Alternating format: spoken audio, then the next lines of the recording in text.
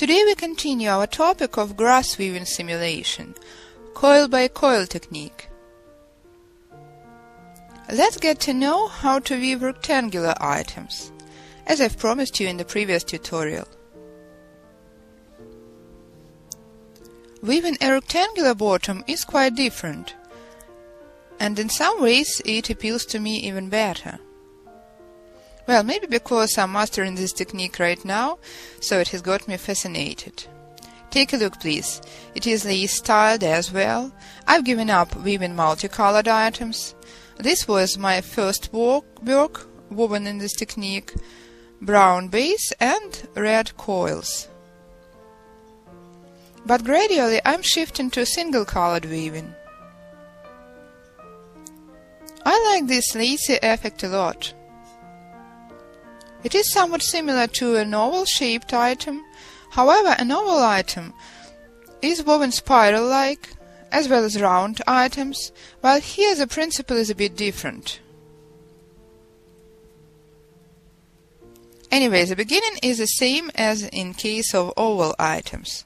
Take 3 tubes, bend the ends carefully in order to make the beginning neat, and start wrapping. The beginning is identical to oval weaving.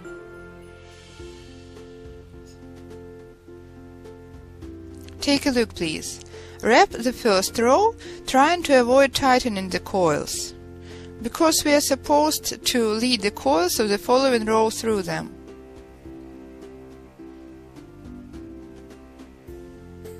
And weave up to the required length.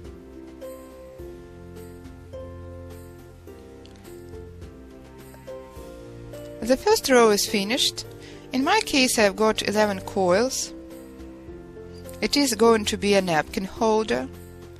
It's time to make a turn. Make the last coil, overturn the workpiece, press the tubes, turn the row. The tube is directed toward you.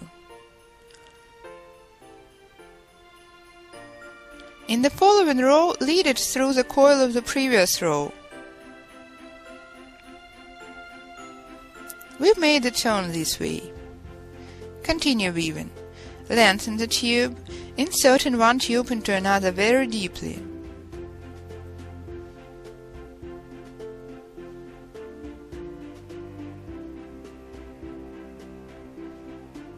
Do your best to cut the tube at the sharpest angle you can, otherwise there is a risk of sliding apart.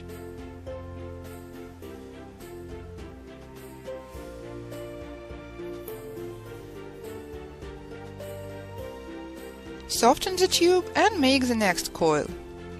Avoid over-tightening. Now, pull the coils carefully. Lengthen the working tubes and continue weaving.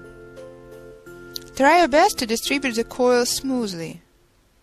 Sometimes they can slide apart in the central part, but you can adjust them the way you need. Based on my experience, the most complicated row is the second one, where we lead the coils through the first row. The further process is much easier.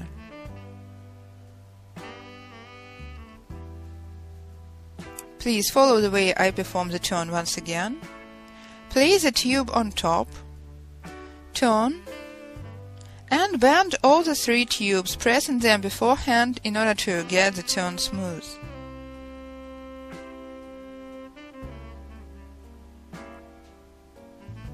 And lead the working tube through the first coil.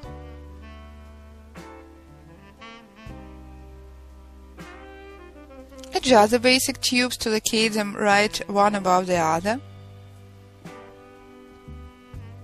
And embroider the third row with a working tube.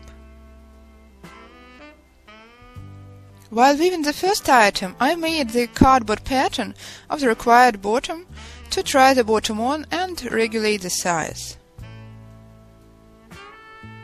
Then I've noticed that if I place each coil above the previous one and turn smoothly, nothing slides apart and the required size remains the way I need it.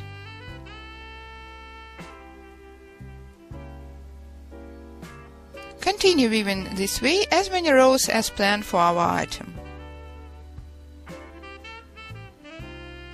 Coil by coil, placing the row snake-like. This type of weaving is double-sided. I mean the pattern looks identical from both sides, which is very convenient. As a result, I've got a bottom like this. It's time to perform a turn and pass on to wall weaving. The last coil has been woven. I perform a wrap to avoid a boldy turn, after which I place the basic tubes like this to form the rows.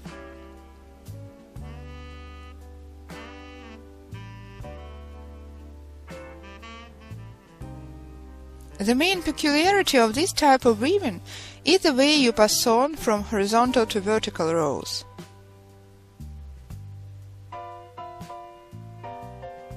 Where there is a turn, I lead a working tube through it. Then I've tried going through the coil like this, but I dislike the result, it looks untidy. That's why I just perform a wrap like this and lead a tube through the next loop.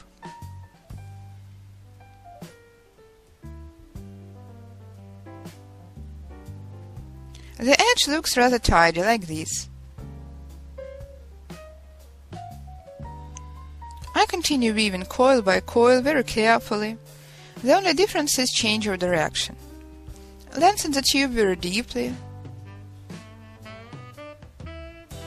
I apply the same very glue, Universal Polymeric Adhesive Dragon.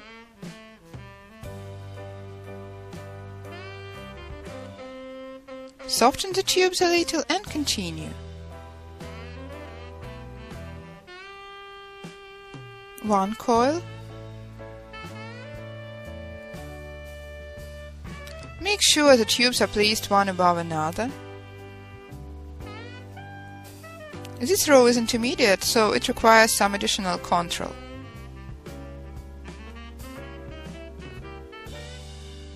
After which everything is going smoothly. One coil, adjust, and lead the tube through the next loop.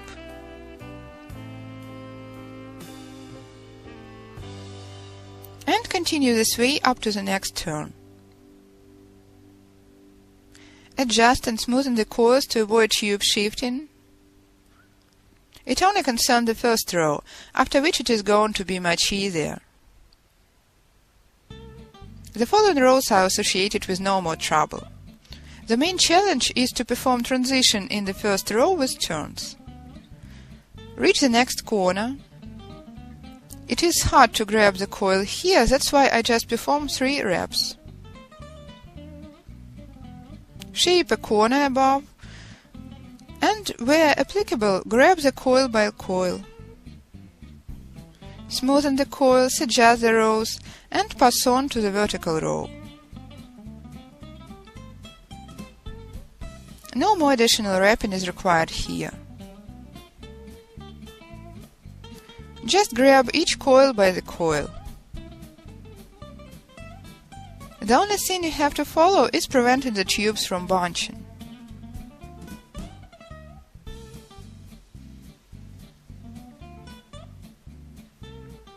This way. The rest is quite clear. Shape the angles in the corners and weave vertically until you start weaving handles. So I've performed 3 vertical rows. Now it's time to shape a handle. It is where you can apply your imagination. My first handle was like this, a triangle with a vertex at the top and base at the bottom. As an option, you may shape a handle as an overturned triangle, vertex at the bottom and base at the top. Or you can shape it as a rhombus. Since our item is rectangular, I propose shaping such sharp-angled handles. Let's shape a rhombus. For this purpose, I've calculated the number of coils. I've got 14, woven 7 of them, and then perform a normal wrapping. Try your best to perform it in such a way to keep the intervals between the coils similar.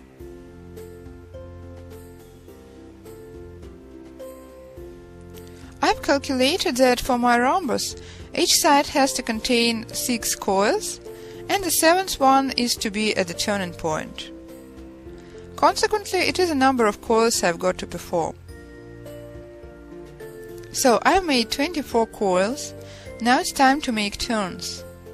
1, 2, 3, 4, 5, 6. The 7th is where I make a turn. Turn at the 7th coil carefully again.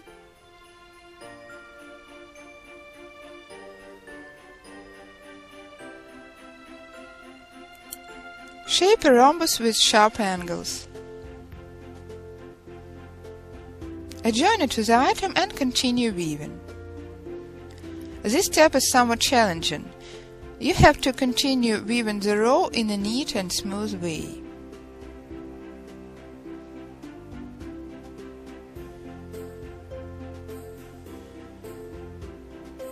I finished here and continue the same way. Adjoin and weave.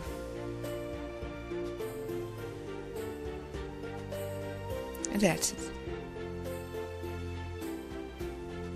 Further, you continue weaving, placing the tube the way you did before. As a result, I've shaped the handle. Continue weaving the next row.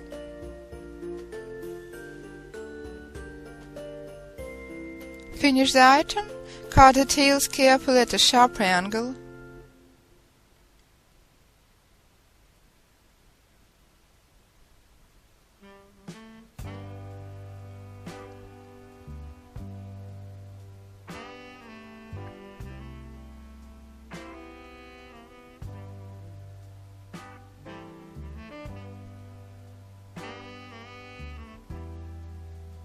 So, we are finishing. The tails have been cut.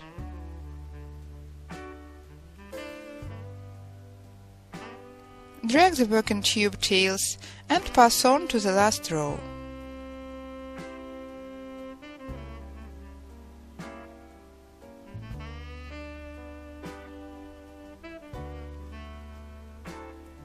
Here you can drop some glue for fastening.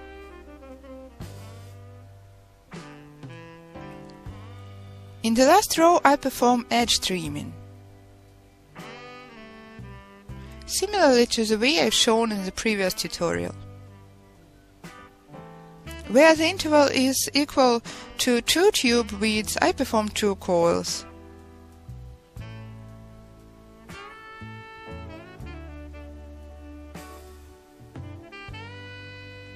You just follow the intervals between the coils.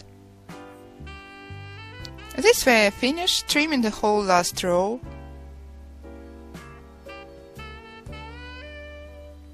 The last row trimming has been finished.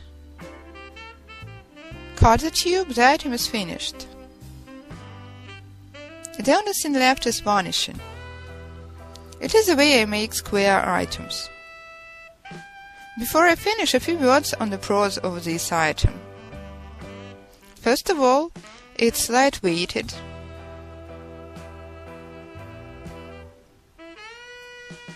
Secondly, it's lacy, which looks especially nice on dark items against the white background.